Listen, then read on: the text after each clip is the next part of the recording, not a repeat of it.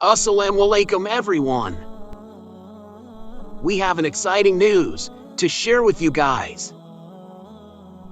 Quran and Hadith for Kids is now being dubbed into 5 additional languages: Arabic, Bangla, Hindi, Indonesian, and last but not the least, Urdu.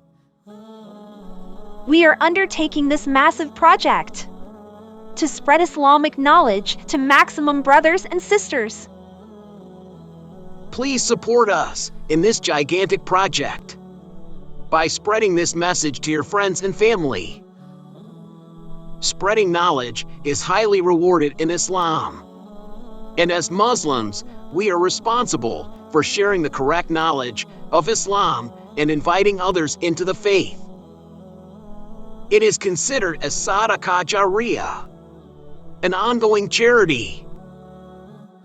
So let's spread Islamic knowledge and please Allah. You can find all the channel links in the description box. Please do watch, like, share, comment, and subscribe. Jazakallah khairan for watching our videos. And we sincerely ask Allah to guide us all on the straight path.